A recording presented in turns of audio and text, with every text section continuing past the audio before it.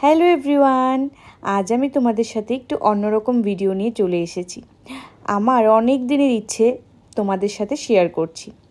আমি যখন রেজিনের ফার্স্ট কাজ শুরু করি তখন আমার অনেক ইচ্ছে ছিল যে ফ্রেমটা আমি ফার্স্ট বানাবো সেটা আমি একটু অন্যরকমের বানাবো।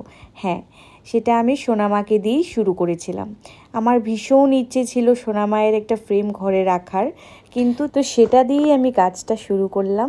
আমি সোনামায়ের ছবি দিয়েই কিন্তু আমার প্রথম ফ্রেমের কাজটা শুরু করেছিলাম। আমার ভীষণ মনে একটা আনন্দ ছিল। মাকে আমি অনেক দিনের ইচ্ছেটা আমার পূরণ হয়েছে, মাকে আমি সাজাতে পেরেছি। আর তোমরাও প্লিজ জানিও যে ফ্রেমটা কীরকম হয়েছে, লাস্ট অবধি কিন্তু তোমরা দেখো। মনে অনেকটা ভয় কাজ করছিল, যেহেতু এটা আমার প্রথম ফ্রেম ছিল। কাজটা আমি তোমাদের সাথে শেয়ার করব ভেবেও করতে পারছিলাম না, এডিট করার সময়ই পাচ্ছিলাম না। তো কি বলবো, মায়ের প্রতি ভালোবাসা তো আমরা সবাই জানি সোনামাকে, আর মায়ের প্রতি ভালোবাসা অটুট ছিল বলেই হয়তো বা ফ্রেমটা আমি কমপ্লিট করতে পেরেছি।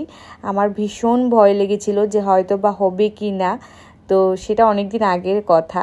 এবার তো এখন তো সব কিছু কমপ্লিট হয়েও গেছে, আর এখন তো সব তোমরা অনেকেই আমাদের আর ফ্রেমকে, রেজিনের ঝুমকোকে ভালোবাসা দিচ্ছ, তো তার জন্য থ্যাংক ইউ সো মাচ। এইভাবেই পাশে থেকো। আর যারা তোমরা সোনামাকে বিশ্বাস করো, তোমরা প্লিজ একবার কমেন্ট করে জানিও যে তোমাদের পছন্দ হয়েছে কি না। আমার তো ভীষণ পছন্দ হয়েছে, সত্যি কথা বলতে। আমি প্রথম মায়ের একটা ফটো ফ্রেম করেছি। Thank you so much.